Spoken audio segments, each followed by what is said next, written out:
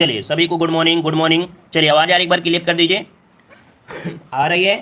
चलिए लाइक भी कर दीजिएगा भाई, जितने लोग जुड़ चुके हैं एक बार वीडियो को लाइक भी कर दीजिएगा, फिर हम लोग पढ़ाई को स्टार्ट करते हैं। ठीक है, चलिए तो चलिए पहला क्वेश्चन आपके सामने दिया गया है, करो या मरो का नारा किसने दिया था। आईएमपी क्वेश्चन है, याद रखिएगा महात्मा गांधी से जुड़े हुए हर एक पॉइंट आपके आईएमपी एग्जाम के लिए। ठीक है, तो चलिए यहाँ पर आपका पहला का जवाब आ रहा है ऑप्शन डी, आपके महात्मा गांधी। जवाब बिल्कुल सही हो जाएगा। और आपके कब, तो आपके अगस्त 1942 में जब आपका आंदोलन आपका स्टार्ट किया गया था तब इन्होंने दिया था करो या मरो का नारा। ठीक है, आगे बढ़ते हैं। क्वेश्चन दिया है, किस मुगल बादशाह को जिंदा पीर कहा जाता है। आपने पढ़ा भी होगा, है ना। मतलब यहाँ पर देखा जाए दूसरों पर कानून देखा जाए बहुत ज्यादा भयंकर करते थे, है ना। ये आपके कौन है, तो ऑप्शन बी हो जाएगा आपके औरंगजेब। ठीक है, औरंगजेब को जिंदा पीर कहा जाता है। ठीक है, आगे बढ़ते हैं। क्वेश्चन आपसे अगला दिया गया है, अलाई दरवाजा का निर्माण किस सुल्तान ने करवाया था। तो चलिए यहाँ पर जवाब देना है, सही जवाब इनमें से क्या हो जाएगा। चलिए बहुत अच्छे, वेरी गुड, बिल्कुल सही है। लाइक से भी करते रहिए। चलिए अलाई दरवाजा इसके पहले हमने पढ़ाया था। तो अलाई दरवाजा का निर्माण सुल्तान अलाउद्दीन खिलजी, है ना, किसने, अलाउद्दीन खिलजी ने। ऑप्शन राइट हो जाएगा यहाँ पर, सी नंबर राइट हो जाएगा। और यह निर्माण जो कराया गया है लाल पत्थर और संगमरमर के द्वारा। ठीक है, और कब, तो आपकी 1311 ईस्वी में इसका निर्माण कराया गया था। ठीक है, बनकर तैयार हो गया था। आगे बढ़ते हैं। क्वेश्चन दिया है, निम्नलिखित में से किसने राष्ट्रकूट सम्राट की नींव रखी थी। ये बताइए, राष्ट्रकूट वंश का जो संस्थापक था कौन था। राष्ट्रकूट वंश का संस्थापक कौन था। तो यहाँ पर जवाब आ रहे हैं दंती दुर्ग। जवाब बिल्कुल सही है, बिल्कुल 100% राइट आपका हो जाएगा, दंती दुर्ग आपका जवाब राइट हो जाएगा। ठीक है ना। और यहाँ पर आते हैं अगले क्वेश्चन को। क्वेश्चन दिया है, हर्षचरित नामक पुस्तक किसने लिखी। हर्षचरित नामक पुस्तक जो लिखा, ये किसने लिखा है। तो चलिए देखते हैं आप लोग कंफ्यूज तो नहीं हो रहे हैं हर्षचरित का नाम सुनकर। चलिए देखिए, हर्षचरित तो नाम है लेकिन हर्षवर्धन ने नहीं किया है। ठीक है, किसने किया है, तो आपके बाणभट्ट, जो कि हर्ष के आपके कह सकते हैं दरबारी थे, है ना। ऑप्शन क्या बन जाएगा, बी नंबर इसका राइट हो जाएगा, आपके बाणभट्ट ने किया है ना। और इसमें हर्षवर्धन के इतिहास के बारे में स्रोत मिलता है हर्षचरित से। ठीक है, अगला क्वेश्चन दिया गया है, अधोलिखित में से कौन गुप्तकालीन स्वर्ण मुद्रा है। ये बताइए, गुप्त काल में जो स्वर्ण मुद्रा होती थी उसे हम लोग किस नाम से जानते थे। चलिए बताइएगा, गुप्तकालीन जो आपकी मुद्रा थी स्वर्ण मुद्रा, उसको किस नाम से जानते थे। तो चलिए 6 नंबर में यहाँ पर कौड़ी, दीनार, निष्क और आपका पग। बिल्कुल सही, ऑप्शन बी हो जाएगा दीनार, है ना। ऑप्शन क्या हो जाएगा, बी नंबर राइट हो जाएगा। आगे बढ़ते हैं। क्वेश्चन दिया है, निम्नलिखित में से किसे एशिया के ज्योतिपुंज के रूप में जाना जाता है। तो चलिए यहाँ पर जवाब देना है, बिल्कुल इजी क्वेश्चन है। एशिया के ज्योतिपुंज अर्थात लाइट ऑफ एशिया किसे कहते हैं, तो आपके गौतम बुद्ध को कहते हैं ना। गौतम बुद्ध को लाइट ऑफ एशिया कहा जाता है ना, या एशिया के ज्योतिपुंज के रूप में जाना जाता है। ठीक है, और आगे बढ़ते हैं। क्वेश्चन दिया है, शेर ए पंजाब के नाम से इनमें से कौन मशहूर था। शेर ए पंजाब के नाम से जो मशहूर था, इनमें से कौन मशहूर था। चलिए यहाँ पर जवाब देना है, आपका जवाब आ रहा है, चलिए बिल्कुल है राजगुरु, भगत सिंह, लाला लाजपत राय या उधम सिंह। चलिए काफी लोगों ने जवाब दिया है यहाँ पर लाला लाजपत राय, जो कि बिल्कुल सही जवाब है। लाला लाजपत राय को शेर पंजाब के नाम से भी जाना जाता था। ठीक है ना, और ये गरम दल के नेता थे। कैसे, गरम दल के नेता थे, साथ में इन्हें पंजाब केसरी भी कहते थे, है ना। इन्हें पंजाब केसरी के नाम से भी जाना जाता है। ऑप्शन सी हो जाएगा। आगे बढ़ते हैं। क्वेश्चन दिया गया है कि गांधी जी ने जिस विदेशी पत्रकार को डांडी मार्च के समय अपने साबरमती आश्रम में ठहराया था उसका नाम क्या था। और इसके पहले भी हमने मॉडल पेपर में इस क्वेश्चन को बताया भी है ना। अगर याद हो तो आपको देखो, यहाँ पर आपके मिलर, है ना, कौन थे, मिलर। याद रखिए, ऐसे कि गांधी जी से मिलने आए, मिलर कौन, तो आपके वेब मिलर। ऑप्शन क्या हो जाएगा, बी नंबर आपका राइट हो जाएगा। ठीक है ना, क्लियर है। चलिए आगे बढ़ते हैं। क्वेश्चन दिया गया है, 1938 में भारतीय राष्ट्रीय कांग्रेस के अध्यक्ष निर्वाचित हुए। ये दिए गए 38 में, अगर आपको याद हो 38 किस दिन में आपको याद होगा, तो चलिए जवाब दीजिएगा, सुभाष चंद्र बोस। चलिए बिल्कुल सही है, ऑप्शन हो जाएगा 10 का बी नंबर। आपके कांग्रेस के जो आपका हुआ था आपके होशियारपुर, है ना, हरिपुरा, या हरिपुरा जो कि आपके गुजरात में पड़ता है, और ये 1938 में हुआ था। सुभाष चंद्र बोस इसमें से निर्विरोध अध्यक्ष आपके चुने गए थे, है ना, निर्विरोध अध्यक्ष चुने गए थे। इसके बाद दोबारा जो बने थे कब, तो आपके 1939 में, कहां पर, त्रिपुरी अधिवेशन में पट्टाभी सीतारामैया को हराकर अध्यक्ष के पद पर निर्वाचित हुए थे। कुल मिला के देखा जाए ये 2 बार आपके अध्यक्ष बने हैं ना, लेकिन लास्ट वाले में ऑटोमेटिक इन्होंने अध्यक्ष का पद त्याग दिया था और इसके बाद डॉक्टर राजेंद्र प्रसाद बन गए थे, है ना। तो इस प्रकार से ऑप्शन कौन हो जाएगा, बी नंबर राइट हो जाएगा। अगला क्वेश्चन दिया है, सतपुड़ा और बिंद के बीच कौन सी नदी बहती है हमने आपको नदियां जब पढ़ाया होगा तो आपको बताया होगा कि सतपुड़ा पहाड़ी और आपका बिंद पर्वत है ना, इन दोनों के बीच से एक नदी जाती है, उसे क्या बोलते हैं? नर्मदा नदी। इसी नदी को हम बोलते हैं भ्रंश घाटी से होकर बहने वाली, क्या? भ्रंश घाटी से होकर बहने वाली नदी कौन सी है? तो नर्मदा नदी आपकी है ना। और वहीं पर आपकी ताप्ती नदी भी क्या बहती है? भ्रंश घाटी से होकर बहती है। जो आपकी महानदी है वो भी भ्रंश में बहती है, जो दामोदर नदी है वो भी भ्रंश ही बहती है, अर्थात उस पठार से जो निकलती हैं कहीं ना कहीं पर्वत को चीरते हुए या उनके बीच से होकर रास्ता बनाकर निकलती हैं। बस ऑप्शन के अनुसार आपको लगाना होता है, और सबसे पहला ऑप्शन कौन होगा? नर्मदा होगा, फिर ताप्ती होगा, फिर दामोदर होगा, फिर गोदावरी होगा। ठीक है, चलिए आते हैं अगले क्वेश्चन को। 8 ग्रहों में से बुध सूर्य से कौन से स्थान पर आपका स्थित है? ये बताइएगा कि बुध जो आपका है सूर्य की दूरी में, देखिए सबसे बड़ा पास में आपका सूर्य तो मान लो है ही है, सूर्य के बाद क्या होता है? बुध, फिर शुक्र है ना, पृथ्वी, मंगल, बृहस्पति, शनि, अरुण, वरुण, मतलब पहला स्थान इसका आपका हो जाता है बुध का, जो कि सबसे छोटा भी है। तो ऑप्शन क्या हो जाएगा? ए नंबर आपका राइट हो जाएगा। क्लियर हो गया ना? 12 का ऑप्शन क्या हो जाएगा? ए नंबर आपका बनेगा, बी नंबर नहीं बनेगा। अगला क्वेश्चन दिया है यूरोप की सबसे लंबी नदी कौन सी है? ये क्वेश्चन आपका एमपी है, यूपीडब्ल्यूएससी में क्वेश्चन आपका पूछा जा सकता है। ठीक है, चलिए 13 का ऑप्शन आ रहा है यहाँ पर आपका डी नंबर, वोल्गा नदी। कौन सी है? यूरोप की सबसे लंबी जो नदी है ये आपकी वोल्गा नदी है ना। ये आपकी कह सकते हैं यूरोपीय रूस की सबसे लंबी भी नदी मानी जाती है। ठीक है, और इसकी जो लंबाई है वो आपकी 3600 कितनी 3692 किलोमीटर इसकी लंबाई है। वहीं पर सेकंड नंबर में आपकी डेन्यूब आ जाती है। ठीक है, चलिए आगे बढ़ते हैं। क्वेश्चन दिया है किस देश के साथ भारत की सबसे लंबी अंतर्राष्ट्रीय सीमा है? चलिए यहाँ पर जवाब देना है, सही जवाब इनमें से क्या हो जाएगा? किस देश के साथ भारत की सबसे लंबी अंतर्राष्ट्रीय सीमा, और अंतर्राष्ट्रीय सीमा की बात करते हैं तो आपका जवाब क्या बनेगा? बांग्लादेश इसका राइट आंसर हो जाएगा। ठीक है भाई, वीडियो को लाइक करिएगा जितने लोग जुड़ चुके हैं, और जितने लोग जुड़ चुके हैं देख लीजिए, अगर आपने वीडियो को लाइक नहीं किया एक बार वीडियो को लाइक कर दें, इससे हमें थोड़ा एनर्जी मिलती है, अच्छा लगता है कि आप लोग जुड़ते हैं। ठीक है, चलिए बताइएगा तो अंतर्राष्ट्रीय क्या हो जाएगा? बांग्लादेश के साथ सर्वाधिक लंबी सीमा लगती है। क्लियर है? अगला क्वेश्चन दिया गया है निम्नलिखित में से कौन सा भारत का सबसे अधिक आर्द्र स्थान है? ये बताइए सबसे आर्द्र वाला जो स्थान है, आर्द्रता वाला स्थान है, वो कहां पर होगा? तो चलिए यहाँ पर जवाब देना है, जहां पर ज्यादा बारिश होगी, जहां पर ज्यादा बारिश होगी वहीं पर आर्द्रता होगी। और ज्यादा बारिश कहां होती है? मेघालय में। मेघालय में कहां? तो आपकी मासिनराम में। तो ऑप्शन क्या हो जाएगा? डी नंबर आपका राइट हो जाएगा, जो कि सर्वाधिक बारिश आपके विश्व में भी आपकी यहीं पर होती है, मासिनराम मेघालय में होती है। ठीक है ना? आगे बढ़ते हैं, अगला क्वेश्चन दिया गया है योजना पत्रिका का प्रकाशन निम्नलिखित में से किसके द्वारा होता है? यहाँ पर पत्रिका का नाम है योजना पत्रिका। ये बताइए इसका प्रकाशन जो होता था किसके द्वारा होता है? चलिए 16 नंबर में, चलिए 16 का ऑप्शन देना है, ये है आपका सूचना एवं प्रसारण मंत्रालय के द्वारा। किसके? सूचना और प्रसारण मंत्रालय के द्वारा योजना पत्रिका का प्रकाशन होता है। यहाँ पर 16 का ऑप्शन बन जाएगा क्या? आपका डी नंबर राइट हो जाएगा। ठीक है ना? चलिए आगे बढ़ते हैं, अगला क्वेश्चन दिया है बैंकों का बैंक किसे कहते हैं? बताइए भाई बैंकों का बैंक किसे कहते हैं? 17 नंबर में सही जवाब देना है, एक्सिस बैंक, नाबार्ड बैंक, भारतीय स्टेट बैंक या रिजर्व बैंक। तो वही बिल्कुल सिंपल हो गया, क्योंकि यहाँ पर आपका वर्ल्ड बैंक नहीं दिया गया ऑप्शन में। अगर वर्ल्ड बैंक होता तो आप लोग कन्फ्यूज होते हैं ना। याद रखिए बैंकों का बैंक किसे कहते हैं? तो आपके रिजर्व बैंक को कहा जाता है। किसे? रिजर्व बैंक को कहा जाता है। क्लियर है? चलिए आगे बढ़ते हैं, क्वेश्चन आपसे अगला पूछा गया है हरित क्रांति का मुख्य प्रभाव पड़ा था। ये बताइए जो आपकी हरित क्रांति आई थी इसमें से सबसे ज्यादा प्रॉफिट, सबसे ज्यादा जो कह सकते हैं देखने को मिला है ना, प्रभाव वो किस पे मिला था? चलिए दाल पर, फल पर, सब्जी पर, अनाज में या किस में? तो याद रखिए 18 का ऑप्शन आ रहा है, ए नंबर बिल्कुल सही जवाब है। सभी का जवाब सही है, अनाज में। और अनाज की बात करते हैं तो सबसे ज्यादा गेहूं में, और सेकंड नंबर आपका चावल में। अगर यहाँ पर आपका गेहूं आपका ए ऑप्शन में दिया होता, बी नंबर में आपका चावल, तो आप लोग ए नंबर गेहूं को प्राथमिकता देते, सबसे ज्यादा गेहूं में हुआ था। ठीक है ना? दोनों चीज समझ में आ गया होगा। चलिए अगला क्वेश्चन दिया गया है भारत में वित्तीय वर्ष प्रारंभ होने की तिथि क्या है? ये बताइए भारत में वित्तीय वर्ष जो प्रारंभ होता है वो कब से होता है? आप सभी को पता है कि आपके 1 अप्रैल से 31 मार्च है ना। मतलब आपका जवाब जो हो जाएगा ए नंबर हो जाएगा, 1 अप्रैल से कितने से? तो 1 अप्रैल से आपका स्टार्ट होता है। ऑप्शन आपका ए नंबर राइट हो जाएगा। क्लियर है? आगे बढ़ते हैं, क्वेश्चन दिया है विश्व व्यापार संगठन WTO में कितने सदस्य हैं? ये बताइए WTO में जो सदस्य हैं वो आपके कितने सदस्य हैं? चलिए 20 नंबर में यहाँ पर आपका जवाब क्या बनेगा? देखो वर्तमान में जो आपकी संख्या हो गई है वो आपकी 164 हो गई है। कितनी? 164 आपकी हो गई है। अच्छा 64वां जो आपका जुड़ा है, 164वां जो जुड़ा है वो आपका कौन सा जुड़ा है? तो ये 29 जुलाई 2016 को अफगानिस्तान इसका सदस्य बन गया था। कौन? अफगानिस्तान इसका सदस्य बना था, 164वां नंबर का बना था। ठीक है, याद रखिए 2016 में अफगानिस्तान बना था। अगला क्वेश्चन दिया गया है संविधान का कौन सा भाग नागरिकता के प्रावधानों से संबंधित है? चलिए बताइएगा कि यहाँ पर संविधान का कौन सा भाग है जो कह सकते हैं नागरिकता से संबंधित है, नागरिकता से। तो चलिए यहाँ पर जवाब आ रहे हैं, काफी लोग यहाँ पर जवाब दे रहे हैं। चलिए बिल्कुल सही जवाब है, यहाँ पर आपका जवाब बनेगा ऑप्शन बी दे रहे हैं। चलिए यहाँ पर 21 का ऑप्शन आ रहा है, बी नंबर या ए नंबर कौन सा बनेगा? देखो नागरिकता आपकी है जो आपकी सेकंड वाले भाग में है। किसमें? तो भाग सेकंड में ही है। तो ऑप्शन क्या बनेगा? यहाँ पर आपका ए नंबर राइट हो जाएगा। ठीक है, चलिए भाई आप लोग वीडियो को लाइक नहीं कर रहे हैं, क्या बात है? वीडियो को लाइक शेयर भी कर दिया करें जल्दी से। इतने लोग जुड़ जाते हैं तो कम से कम सोचा करें कि कोई मेहनत कर रहा है तो कम से कम उसके लिए भी थोड़ा सा हेल्प करते रहें।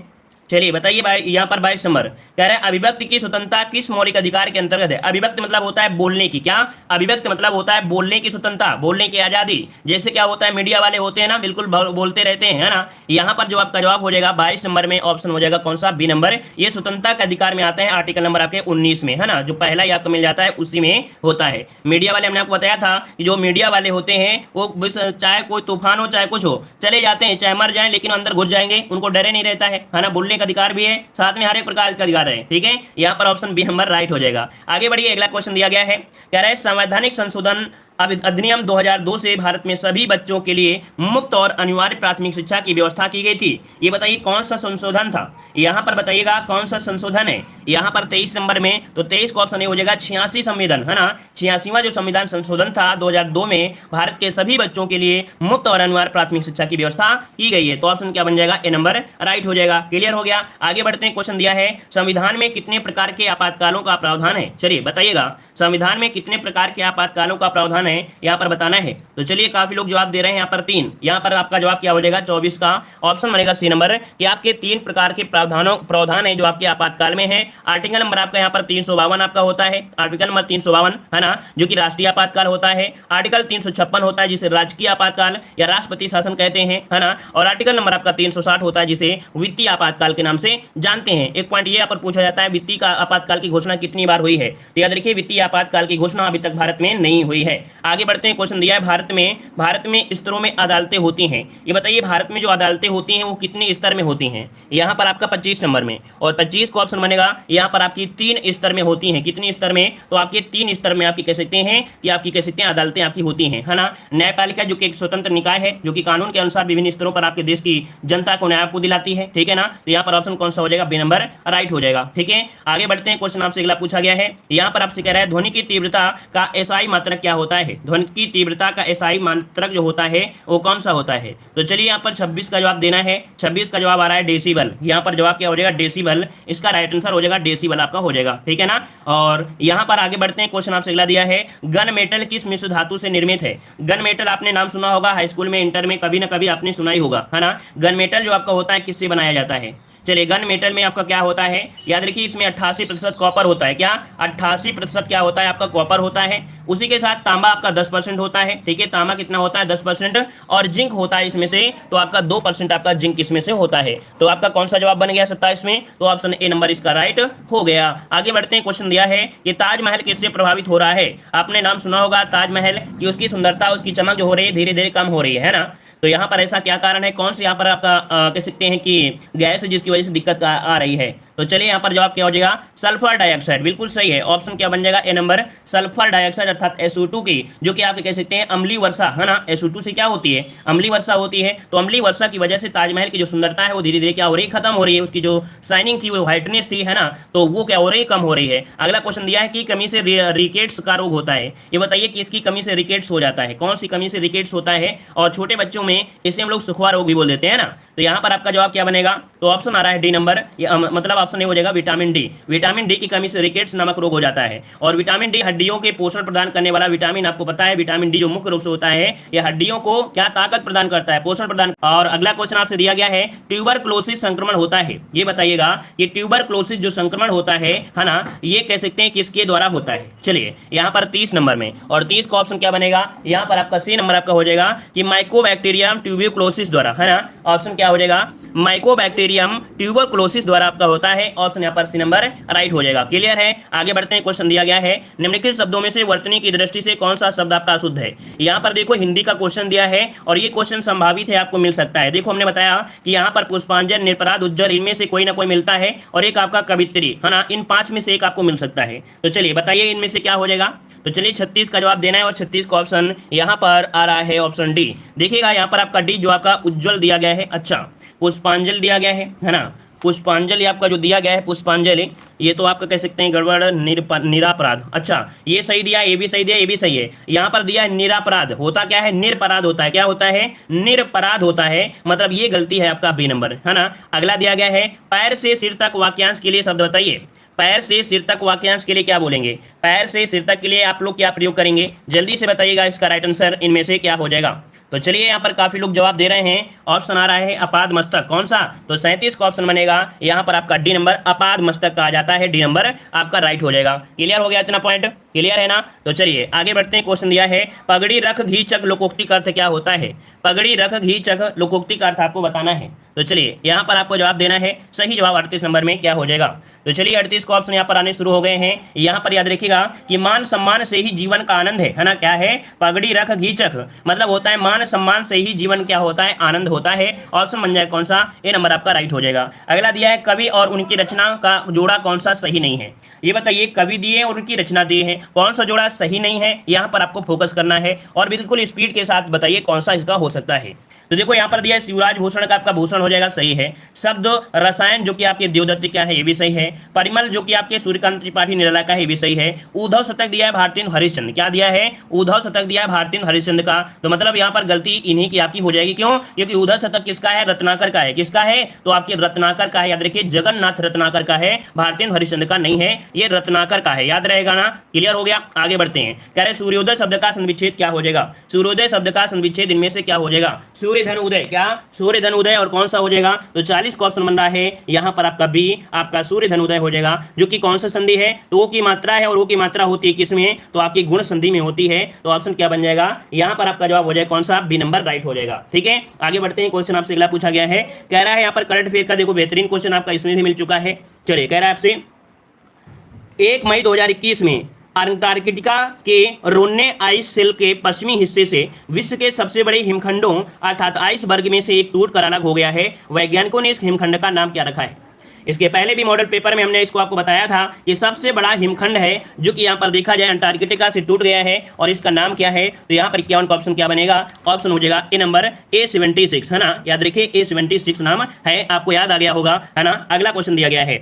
जून 2021 में केंद्रीय मंत्रिमंडल द्वारा मंजूरी प्रदत्त अंतर्देशीय पोत विधेयक 2021 किस अधिनियम को प्रतिस्थापित करेगा? 52 का जवाब पूछा गया है। यहाँ पर याद रखिए एक अधिनियम है, ऑप्शन सी अंतर्देशीय पोत अधिनियम 1917। इसका जो 52 है, 52 का ऑप्शन क्या बनेगा? सी नंबर इसका राइट हो जाएगा। सी नंबर इसका राइट हो जाएगा। ठीक है ना? मतलब देखा जाए तो जहाज की सुरक्षा, क्या? जहाज की सुरक्षा बचाव पंजीकरण को विनिमय करेगा, ये जो आपका विधेयक है। अगला क्वेश्चन आपसे दिया गया है। चलिए, कह रहा है जून 2021 में जून 2021 में संयुक्त राष्ट्र शैक्षिक, वैज्ञानिक और सांस्कृतिक संगठन समिति ने ग्रेट बैरियर रीफ को खतरे में विश्व धरोहर स्थलों की सूची से में जोड़ने की सिफारिश की है।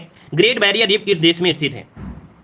तो देखिएगा यहाँ पर ग्रेट बैरियर रीफ है, जिसे विश्व में मूंगे की चट्टाने के नाम से जानते हैं। और आप सभी को पता है कि ये कहाँ पर पड़ती है? तो आपके ऑस्ट्रेलिया में पड़ती है ना? बताने की कोई जरूरत नहीं थी, आपके ऑस्ट्रेलिया में है। जो कि ग्रेट बैरियर रीफ कहाँ पर है? आपके ऑस्ट्रेलिया में है ना? और यहाँ पर देखा जाए ग्रेट बैरियर रीफ की वजह से आपका जो कह सकते हैं ऑस्ट्रेलिया है वो आपका सूखा भी हो जाता है, वहाँ पर बहुत दिन तक सूखा भी रहता है। चलिए आगे बढ़ते हैं। क्वेश्चन दिया गया है अप्रैल 2021 में Adani ports and special economic zone ने किस पोर्ट्स में विश्व समुद्र होल्डिंग्स की 25% हिस्सेदारी का अधिग्रहण कर दिया है? यहाँ पर देखो दिया गया है कि कौन सा पर बंदरगाह है जो कि कह सकते हैं विश्व समुद्र होल्डिंग्स में 25% हिस्सेदारी का अधिग्रहण किया गया है। तो यहाँ पर आपका 54 नंबर में ऑप्शन बनेगा ए, ये आपका कृष्णापट्टनम पोर्ट। कौन सा है? कृष्णापट्टनम पोर्ट है, जो कि यहाँ पर देख सकते हैं कि आपके 25% हिस्सेदारी का अधिग्रहण यहाँ पर किया गया है। ठीक है, चलिए यहाँ पर आगे बढ़ते हैं। क्वेश्चन दिया गया है, कह रहा है आपसे यहाँ पर, चलिए कह रहा है मार्च 2021 में संपन्न यूनेस्क All England Open badminton champions 2021 के पुरुष एकल का खिताब किसने जीता है? बताइएगा कि यूनेस्क All England Open badminton champions का जो खिताब जीता है वो किसने जीता है? तो चलिए 55 का ऑप्शन क्या बनेगा? यहाँ पर ऑप्शन बनेगा सी, ये आपकी ली जी जिया। कौन है? इसको भी IMP है, इसको नोट कर लीजिएगा। अगर बैडमिंटन से आपका आता है तो क्वेश्चन यहाँ से आपका मिल सकता है। ये है आपकी ली जी जिया है। 55 का ऑप्शन क्या बनेगा? सी नंबर राइट हो जाएगा। ठीक है ना? इन्होंने डेनमार्क के विटर एक्सलेनेन को पराजित किया है। ठीक है, और ये जो अगले क्वेश्चन को आते हैं, क्वेश्चन दिया है कि जून 2021 में उखनागिन खुरेल सुख किस देश के राष्ट्रपति बने हैं? यहाँ पर देखो दिया है उखनागिन है ना, उखनागिन खुरेल सुख किस देश के राष्ट्रपति बने हैं? यहाँ पर 56 का जवाब देना है और 56 का ऑप्शन क्या बन जाएगा? B number. ये आपके मंगोलिया के हैं। कहाँ के भैया? मंगोलिया के हैं, यही कारण ऐसे नाम भी है, उखनागिन आपका नाम है, ठीक है, ऑप्शन बी हो जाएगा। अगला दिया गया है कि जून 2021 में Institute for Economics and Peace द्वारा जारी वैश्विक शांति सूचकांक 2021 में कौन सा देश पहले स्थान पर रहा है? तो ये भी आप कह सकते हैं वैश्विक शांति सूचकांक दिया गया है और ये पूछा भी जा सकता है ना। यहाँ पर 57 का ऑप्शन जो बनेगा डी नंबर। यहाँ पर आइसलैंड जो रहा है इसमें से पहला स्थान मिला है, याद रखिएगा। क्लियर है ना इतना पॉइंट? और भारत को जो मिला है वो आपका 135वां रैंक, कौन सा? 135वां रैंक इनमें से मिला है। पहला स्थान आइसलैंड का है ना, दूसरा स्थान आपके न्यूजीलैंड का है और तीसरा आपका पुर्तगाल, ठीक है। और इसमें से अच्छा तीसरा स्थान डेनमार्क का है और चौथा है आपके पुर्तगाल का है और 135वां जो स्थान है वो आपके भारत को मिला है। आइए बढ़ते हैं अगले क्वेश्चन की ओर। भारत ने वित्त वर्ष 2020 और 21 में अब तक का सबसे अधिक एफडीआई प्रवाह आकर्षित किया है। यह एफडीआई प्रवाह राशि कितनी है? मतलब अब तक देखा जाए सबसे अधिक एफडीआई आया है ना, यहाँ पर 58 नंबर में। तो ऑप्शन आपका जवाब हो जाएगा कौन सा? ए नंबर। ये आपका है 81.72 बिलियन डॉलर, है ना, इतना एफडीआई आया। कुल मिला के हम लोग कह सकते हैं प्रत्यक्ष विदेशी निवेश। एफडीआई को क्या बोलते हैं? प्रत्यक्ष विदेशी निवेश बोला जाता है, ठीक है ना। और यहाँ पर देखा जाए कि 2019 और 20 की तुलना में 10% अधिक है। इस बार को 10% जो आपका एफडीआई है अर्थात प्रत्यक्ष विदेशी निवेश है, ज्यादा है, ठीक है। आगे बढ़ते हैं। क्वेश्चन दिया गया है कि 12 से 16 जनवरी 2021 के मध्य 24वें कौन सा है? 24वें राष्ट्रीय युवा महोत्सव का आयोजन किया गया और इस महोत्सव का मुख्य विषय क्या रहा है? तो यहाँ पर याद रखिए 59 का जो ऑप्शन बनेगा वो आपका ए नंबर, युवा उत्साह नए भारत का। क्या? युवा उत्साह नए भारत का ये मुख्य विषय इनमें से रहा है, याद रखिएगा, ठीक है, याद रहेगा। चलिए आगे बढ़ते हैं। क्वेश्चन आपसे अगला पूछा गया है, यहाँ पर दिया गया है अगला क्वेश्चन कि वर्ष 2020 का प्रतिष्ठित बुकर पुरस्कार किसे प्रदान किया गया है? यहाँ पर है बुकर पुरस्कार, याद रखिएगा। बुकर पुरस्कार भी आपसे पूछा जा सकता है ना। ये न्यूयॉर्क में जो कह सकते हैं बसे स्कॉटलैंड के लेखक हैं डगलस, कौन? डगलस स्टुअर्ट, इनको मिला है बुकर पुरस्कार। ये आईएमपी क्वेश्चन है, इसे आप लोग नोट करिएगा, ठीक है। आइए आते हैं हम लोग जीके के क्वेश्चन में और जीके में देखते हैं यहाँ पर आपका जवाब कह रहा है निम्नलिखित में से त्योहारों में से किसका अर्थ है मेरी मेकिंग ऑफ द गॉड्स? ये बताइए, एक त्योहार का नाम है मेरी मेकिंग ऑफ द गॉड्स और ये त्योहार का नाम क्या है? 61 में ये त्योहार का नाम है लाई हरोबा। क्या है? लाई हरोबा है, याद रखिएगा। इन त्योहारों में से किसका अर्थ है? तो लाई हरोबा का अर्थ होता है मेरी मेकिंग ऑफ द गॉड्स है। यहाँ पर जवाब क्या बनेगा? डी नंबर, इसका जवाब राइट हो जाएगा। ये कहाँ पर आपका है? तो मणिपुर में। कहाँ पर भाई? तो आपके मणिपुर से संबंधित है ये जो आपका उत्सव है, मणिपुर से संबंधित है। एक नृत्य का प्राचीन रूप आपका है। मणिपुर की सभी शैलियों में देखा जाए नृत्यों को रूपों को आधार दिया गया है, ठीक है। तो यहाँ पर जवाब क्या हो जाएगा? डी नंबर राइट हो जाएगा। अगला क्वेश्चन दिया है टेस्ट ऑफ माई लाइफ नामक पुस्तक के लेखक कौन है? टेस्ट ऑफ माई लाइफ के जो पुस्तक के लेखक हैं वो आपके कौन है? तो चलिए यहाँ पर जवाब देना है। काफी लोग जवाब दे रहे हैं, यहाँ पर आपका बी नंबर दे रहे हैं, लेकिन इसका राइट आंसर आपका बनेगा ए नंबर। ये है आपके युवराज सिंह। कौन है आपके? युवराज सिंह, इसका राइट आंसर हो जाएगा युवराज सिंह, राइट हो जाएगा। अगला क्वेश्चन दिया है भारत में डेयरी रिसर्च कहां पर है? भारत में डेयरी रिसर्च कहां पर है? 63 का जवाब दीजिए। भारत में डेयरी रिसर्च कहां पर है? तो आपके करनाल जो कि आपके हरियाणा, ऑप्शन क्या बन जाएगा? ए नंबर राइट हो जाएगा। क्लियर है इतना पॉइंट? चलिए आगे बढ़ते हैं। क्वेश्चन दिया है प्रथम भारत रत्न किसे मिला था? प्रथम भारत रत्न जो मिला वो किसे मिला? 64 नंबर में जवाब देना है। तो याद रखिएगा 1954 में प्रथम बार 3 लोगों को दिया गया था। इन 3 लोगों में कह सकते हैं कि जो आपके थे जो आपके से सिराज गोपालाचारी, सीवी रमन, और आपके कौन थे? आपके राधा कृष्ण थे, है ना। तो इनमें से आपका जो जवाब बनेगा 64 में, तो कौन सा बन जाएगा? तो यहाँ पर आपका सीवी रमन, इसका जवाब राइट हो जाएगा। अगला क्वेश्चन दिया अंतर्राष्ट्रीय महिला दिवस कब मनाते हैं? अंतर्राष्ट्रीय महिला दिवस प्रत्येक वर्ष 8 मार्च को मनाते हैं। ऑप्शन क्या हो जाएगा? ए नंबर, 8 मार्च आपका राइट हो जाएगा, है ना। अगला क्वेश्चन दिया गया है निम्नलिखित में से कौन सा राज्य बांग्लादेश के साथ अपनी सीमा साझा नहीं करता है? बताइए कौन सा देश है जो बांग्लादेश के साथ सीमा साझा नहीं करता है? क्वेश्चन आपको देखने को बार बार मिल रहा है और आपको रट गया होगा कि त्रिपुरा मिलता है, असम है, मेघालय है, लेकिन मणिपुर बांग्लादेश के साथ सीमा नहीं लगाता है। क्लियर है ना। चलिए मणिपुर आपकी म्यांमार के साथ सीमा जरूर साझा करता है ना, म्यांमार के साथ इसकी सीमा जरूर मिलती जाती है। अगला दिया है तब चोंगली किस राज्य के लोक नृत्य का रूप है? क्या दिया है? तबल चोंगली है और ये किस राज्य की लोक नृत्य का रूप है? यहाँ पर आपका 67 का ऑप्शन बनेगा, असम का है। कहाँ का है? ये असम का लोक नृत्य आपका है ना। तो यहाँ पर ऑप्शन क्या बन जाएगा? बी नंबर आपका राइट हो जाएगा। यहाँ का एक नृत्य और आपने सुना होगा बिहू, है ना, और एक आपका है खेल गोपाल कनोई। क्या क्या? तो देखो आपका तबल चोंगली और आपका बिहू और खेल गोपाल और केनोई, ये प्रमुख यहाँ के आपके लोक नृत्य हैं। अगला क्वेश्चन दिया है भारत के विभाजन के समय जो सीमा रेखा खींची गई वह कहलाती है? ये बताइए भारत के विभाजन के समय जो सीमा रेखा खींची गई उसे हम लोग क्या कहते हैं? क्या बोलेंगे? रेडक्लिफ बोलेंगे, है ना। जो यहाँ पर ऑप्शन क्या हो जाएगा? ऑप्शन सी, जो कि भारत और पाकिस्तान के निर्धारण के लिए सर सिरिल रेडक्लिफ जो कि आयोग के अध्यक्ष थे, उन्होंने यहाँ पर किया था। ऑप्शन क्या हो जाएगा? सी नंबर राइट हो जाएगा, ठीक है ना। और यहाँ पर अब कहाँ पर है? तो अफगानिस्तान और पाकिस्तान के बीच आपकी ये सीमा है। आगे बढ़ते हैं, क्वेश्चन आपसे दिया गया है कि किस राज्य में विधानसभा के सदस्यों की संख्या सर्वाधिक है? ये बताइए, सर्वाधिक विधानसभा के सदस्यों की जो संख्या है वो सर्वाधिक कहाँ की है? तो आप सभी को पता है उत्तर प्रदेश की है। कहाँ की है? उत्तर प्रदेश की है, 403, है ना। 403 उत्तर प्रदेश की आपकी है। एक एंग्लो इंडियन हुआ करता था, है ना। तो यहाँ पर 403 इसका जवाब राइट हो जाएगा, ठीक है। और आगे बढ़ते हैं, क्वेश्चन दिया है हरित क्रांति के जनक माने जाते हैं। ये बताइएगा कि नॉर्मन बोरलॉग जो आपके हरित क्रांति के जनक माने जाते हैं, पूछा गया है कहाँ के? तो कहाँ के होंगे भाई? आप सभी को बताना है कहाँ के थे। तो यहाँ पर आपको हो जाएगा यूएसए, अर्थात आपके अमेरिका के थे, है ना। तो ऑप्शन क्या बन जाएगा? सी नंबर इसका राइट हो जाएगा। अब यहाँ पर आपका समय आ गया है किसका? तो आपकी गद्यांश का समय आ गया है। अब देखते हैं कि आज के गद्यांश में जो आपकी जीवन के बारे में दिया है ना। तो देखते हैं जीवन के बारे में कितना हम लोग यहाँ पर जानते हैं। और देखिए, कह रहा है आपसे, जीवन में बहुत अंधकार है। क्या है? जीवन में बहुत अंधकार है और अंधकार की ही भांति अशुभ और अनीति है। जिस प्रकार से अंधकार है उसी प्रकार अशुभ और अनीति है। कुछ लोग इस अंधकार को स्वीकार कर लेते हैं और तब उसके भीतर जो प्रकाश तक पहुंचने और पाने की आकांक्षा थी वह क्रमशः क्षीण होती जाती है। मैं अंधकार की इस स्वीकृति को मनुष्य का सबसे बड़ा पाप कहता हूं। यह मनुष्य का स्वयं अपने प्रति किया गया अपराध है। उसके दूसरों के प्रति किए गए अपराधों का जन्म इस मूल पाप से ही होता है। यह स्मरण रहे कि जो व्यक्ति अपने ही प्रति इस पाप को नहीं करता है वह किसी के भी प्रति कोई पाप नहीं कर सकता है। किंतु कुछ लोग अंधकार के स्वीकार से बचने के लिए उसके स्वीकार में अस्वीकार में लग जाते हैं। उसका जीवन अंधकार के निषेध का ही सतत उपक्रम बन जाता है। तो चलिए यहाँ पर गद्यांश में आते हैं, देखते हैं आपने क्या सीखा इसमें से।